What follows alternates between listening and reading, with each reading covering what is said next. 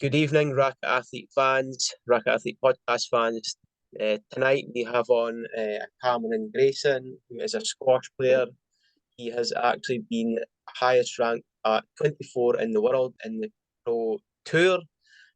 First of all, I would like to talk about a bit about my sponsor for the podcast, just to start with, and then we'll get into speaking of Campbell in a bit.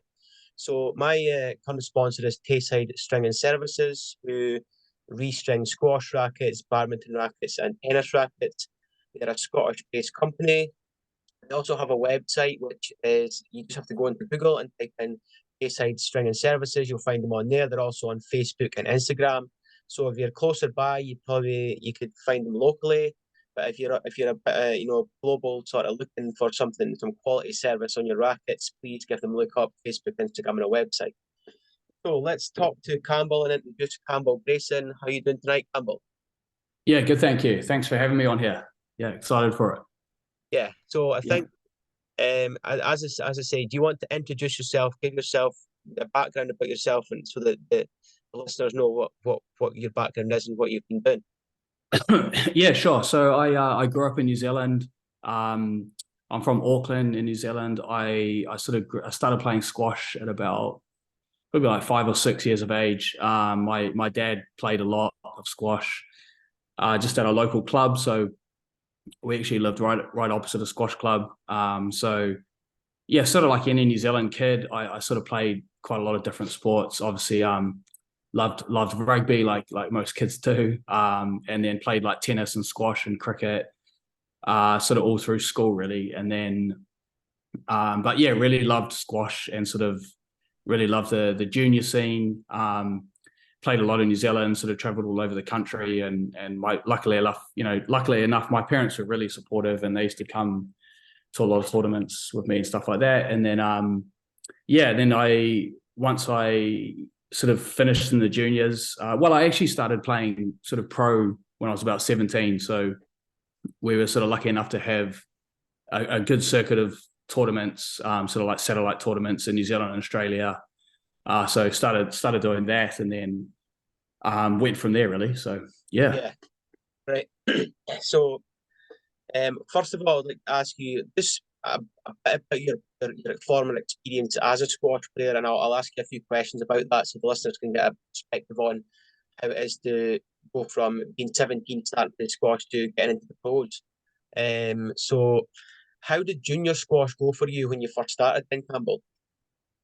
It went pretty well actually. I remember winning my first New Zealand junior title, and that was a real kind of lift. I still remember it pretty clearly. I remember being really happy when I won that, and it was a bit of a surprise. I was probably like fifth or sixth seed or something, and I came away with the win. So, so that was a good sort of starting block for me, and then from there I kind of got sort of noticed by the New Zealand national coaches. Paul Wright, who was an English coach, he was a national coach at the time in New Zealand. He was really good. So I sort of started getting invited to New Zealand national squads and things like that. And being from Auckland, they had a lot of the squash was kind of based there. The Squash New Zealand was based there as well. So I sort of started getting involved in a lot of Auckland squads and New Zealand squads. And then, just kept sort of, managing to win the junior titles, and we sort of would pop over to Australia every year and play their juniors who were always good. And it just went from there really. Yeah. Yeah. Okay, so with obviously with the junior, let's stick with your junior sort of career at the moment. What sort of sports science stuff did you really get from that when you were obviously training as a junior? Was there a lot of it, or was it just like the basics? It was pretty. I mean, yeah, I did have it, but it was more. It probably wasn't as sort of sophisticated as it's now. It's probably not. It's probably not so much. I mean, it's talked about a lot now, and I train the Yale team now. I'm the assistant coach there, and we do a lot of sports science work, and I sort of did a lot of work in the sports science department towards the end of my career or midway through my career. So it probably wasn't as much in juniors, but we still had it. We had a really good strength and conditioning trainer. He was actually a professor at a university, so he was really into it. he lectured on like exercise physiology and anatomy and physiology and all that sort of stuff. So he was brilliant, and I used to talk to him a lot about it. And I actually studied that as well. I studied a bit of sports science in my degree, so I was really into it as well. So I was always asking him questions and things like that. But I think they kind of kept us away from on the weight rooms until about 16 and stuff like that, right? It probably wasn't as much as it is used now. But it was still okay. Yeah, good. That's what I was going to say. It's kind of the junior sports science side of it's now very much changed, and it's a lot more advanced, and there's a lot more you can do with the youth players now. I know a few people that train the youth. I think it's a different connection. I know they train youth rugby players, and they've got them from to any sport. Most sports will be doing the same now. With the juniors. So did you get much nutritional stuff when you were a junior as well, or? But yeah, we did. We used to have, like, in our squads, we used to have like a nutritionist come and talk to us, and really sort of do sort of seminars on nutrition and the importance of it, and just give us lots of different like food options and just sort of education on nutrition really, and how important it is for an athlete, and just different options of like, they were always big on recovery food, trying to eat, within kind of 15 to 20 minutes after you play, and giving you options for that. And then, we're always pretty well covered there. Squash New Zealand had like a system with the New Zealand Academy of Sport. So they had, physios, sports scientists, nutritionists, pretty good setup. So yeah, we had some good ones. Yeah. Cool. And another question, actually, I just thought one there while you're talking about that. Let's go into more competitions in the junior side of things. You said you won, your first one was when you were 17, is that right? I won my first junior title when I was 11. Oh, okay. Yeah, and then sort of won the rest, like sort of under 13, under 15, 17, 19. So yeah. How many titles did you actually win when you were a junior then? National junior titles, I think I won 1, 2, 3, 4, 5. I think I won 5. So under 13. Was that within a 5-year period, or was that within a couple of years, or? Basically from 11 till sort of 17 or 18. I won the under 13s twice, I think, and then I just sort of won under 15, under 17, under 19. Yeah, so it was like a natural progression to go into the pro tour, then, really, for yourself, was it? Yeah, it was. I think it was probably when I was about 16 or 17 is when I really started thinking about it. When I started to think, am I going to go to school, university, or play the pro tour? And I tried to do both. Yeah. But my coach at the time, Dave Clark, his national coach, he was great, and he was, really encouraging towards that. He really wanted me to do it, and it was kind of trying to expose me to pro tournaments leading up to playing the World Juniors, which I played in Pakistan.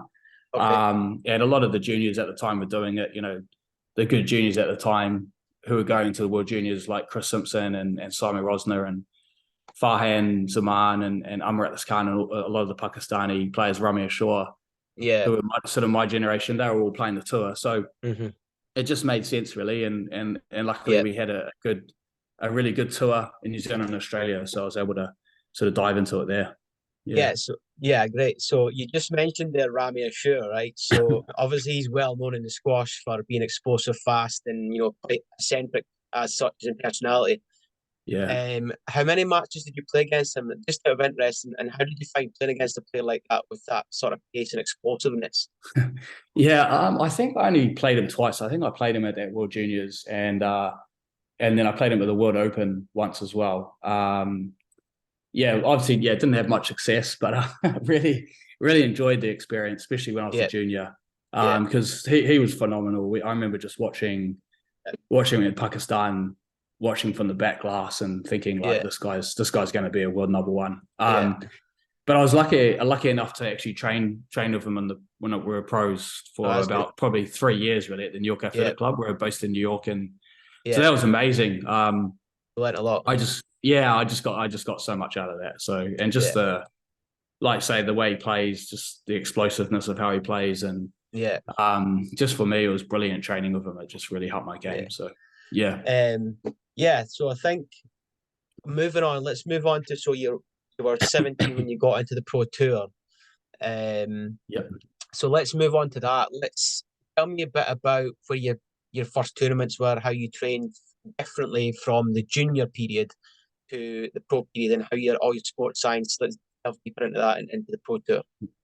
Yeah, it sort of, yeah, the sports science thing really picked up. So I think going from juniors, probably when I started at 17, when I finished school in New Zealand, before I started university, I actually did a 1 year course as like an athlete development course, Okay.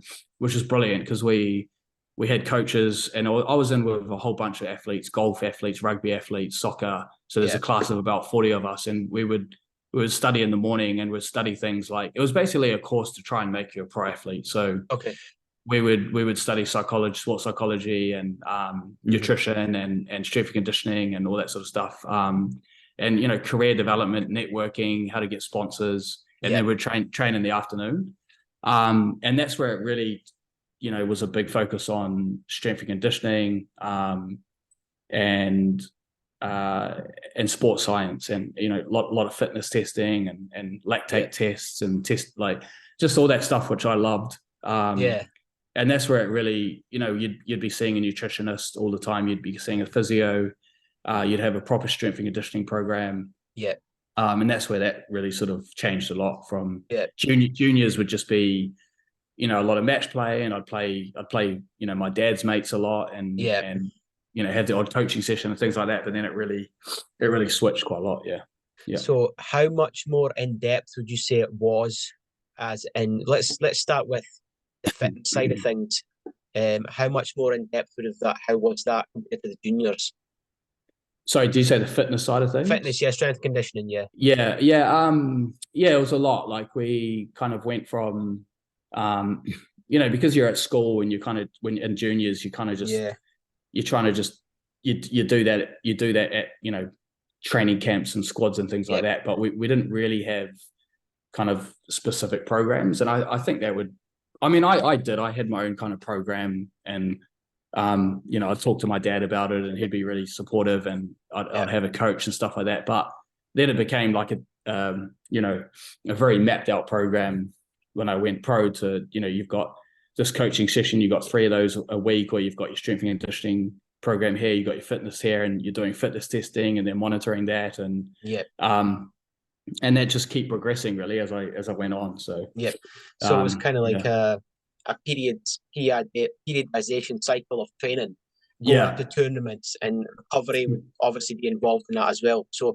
how big do you believe recovery is in the Pro Tour? Even like when you were in the Pro Tour to now, compared to, compare that, and let's have a quick discussion about that recovery. Oh, it's huge. Yeah. Huge. Like say I'm coaching at Yale, and we work with student athletes, and we have a whole recovery program. And I used to do it.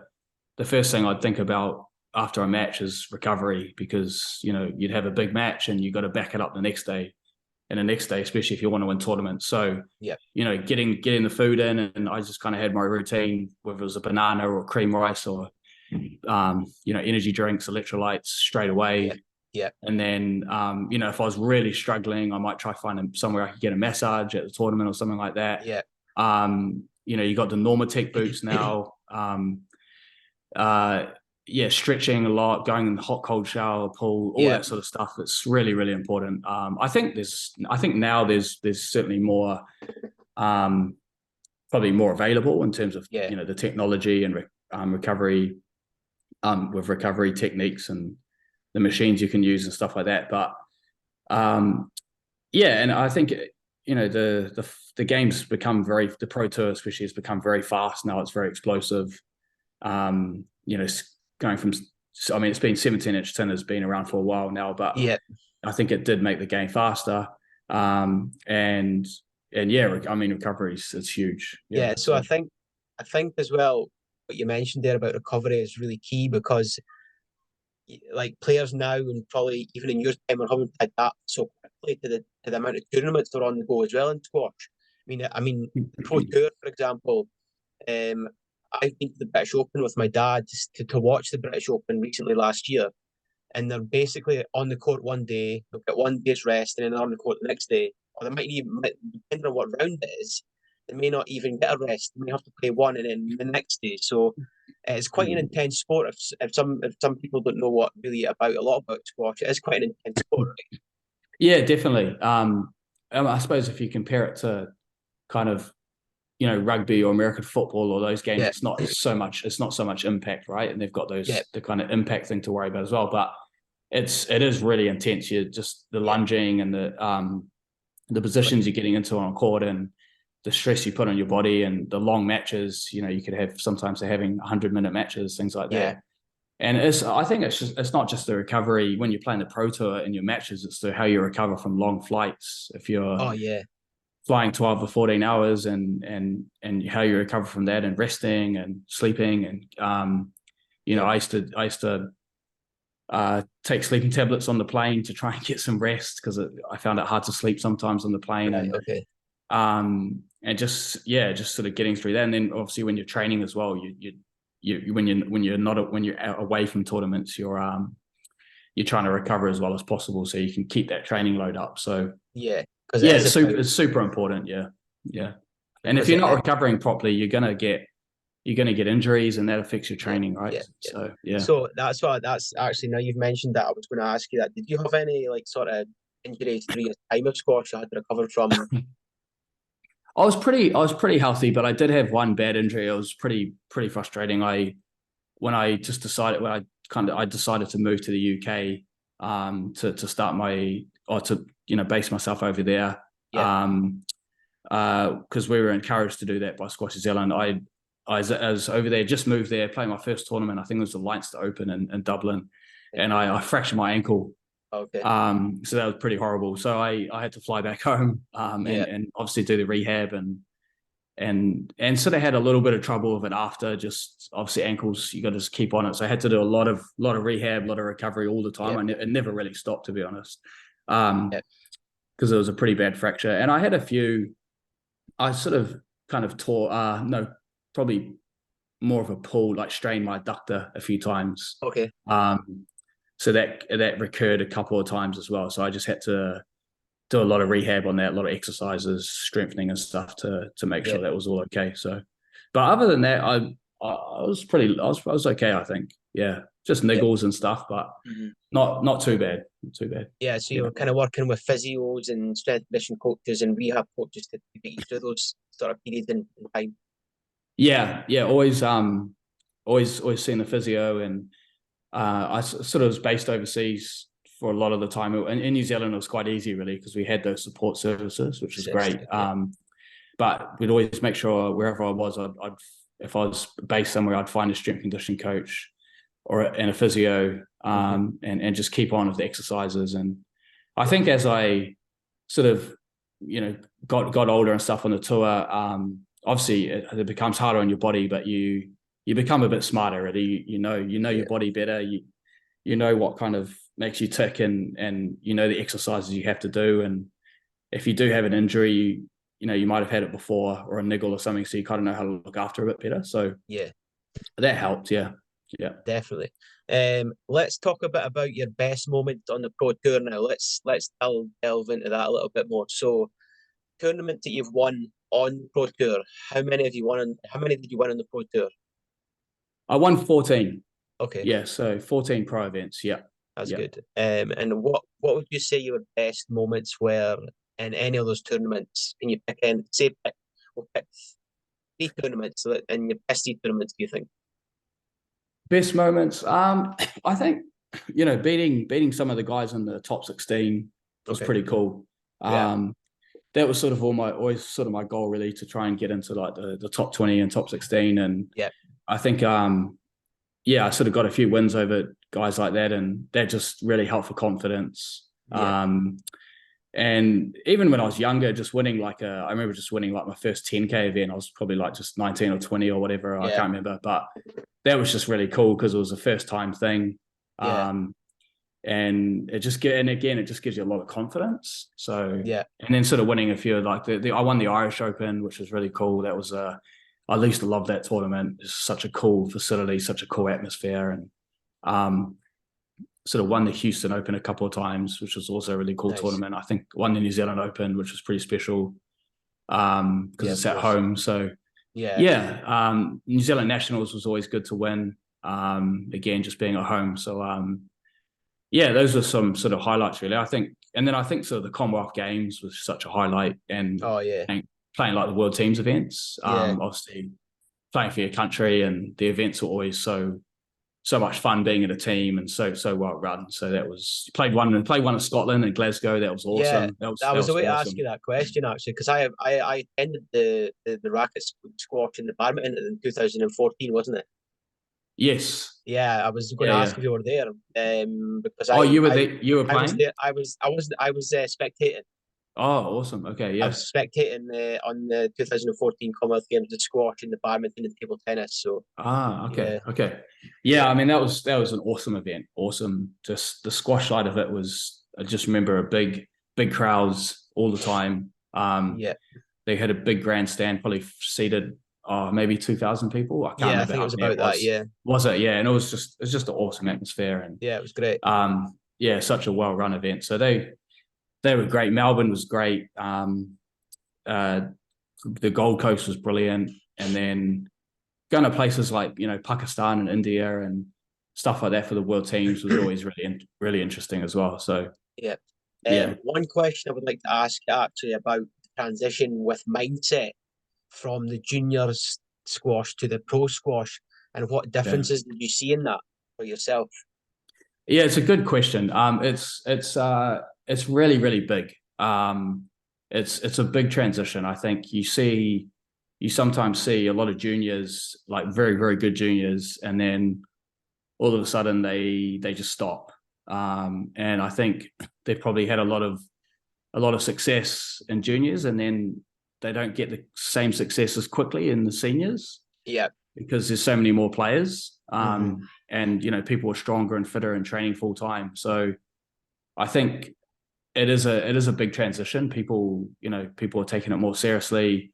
There's a whole lot more players, and you've got to.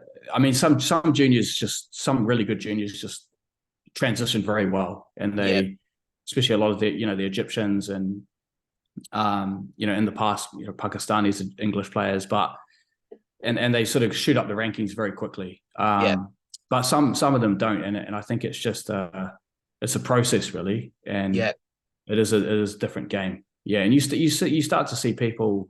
I mean, Paul Cole's a fantastic example of everybody peaks at different times, and he was a good junior, but he certainly wasn't exceptional, and obviously he's in an amazing pro career. So I think Peter Nicol. Yeah, I mean Peter Nicol was an example of that as well, and certainly people peak at different times, and I think the Pro Tour is kind of another. It's just a lot harder than the junior circuit, really. Yeah, I think it's a lot more. Well, obviously, it's a little bit more serious, but also, well, not. I'm not saying the juniors is not serious to a certain extent, but it goes up a few levels, right? Yeah, definitely. And I think if you'll see, like if juniors are very good juniors, and they're making top 8 or top 4 or whatever at World Juniors or top 16, most of the time they do really well. It just sometimes it takes them longer than they probably think. Yeah. And juniors that I'm coaching, I always tell them if they are really really good juniors, or they transition and they're having a tough time, I just say, look, you got to be patient. You got to, it's a process. Sometimes it does take time, and you can't be too sort of results orientated. You've just got to, focus on what you're doing training wise, and trust that the results will come. So, I think I was going to ask you about that as well, about what it takes for the mindset for yourself, what it took for you to get to your highest ranking on mindset at 24 in the world. How much things did you go through transition wise yourself? If you don't mind giving us that information about your mindset, how it went from where you started on the Pro Tour to get into the highest ranking at 24 that you got to. Yeah, I think some tips maybe. Yeah, no, I think when I started, I kind of had like, because it was quite unknown, how am I going to do? I wasn't sure, was my body going to hold up?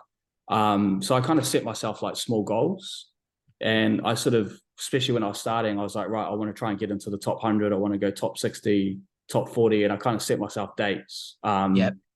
And I think because I was young at the time, I just thought like, if it's not going well, then go back to school, or find a job or whatever. Just had backup plans. Yep.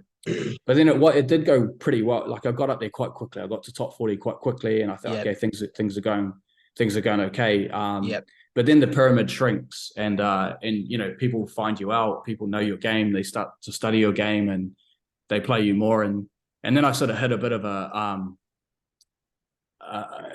rock, I guess. I just couldn't. Yep. My ranking went back a little bit. Yep. I was getting frustrated. I was training really hard, wasn't getting the results. So I think my sort of mindset became, well, I sort of had an option, right? I was like, right, either quit or carry on, Mm-hmm. but don't become so results orientated. Yeah. Just like focus on your training. Yeah. Work on different parts of your game. Yeah. Yeah. Adapt. Did a bit of mental skills work. And just try to enjoy it as well, and stop focusing on whether it's like points or ranking and things like that, and just focus on just sort of one step at a time, really, and each match at a time. And I think that certainly helps.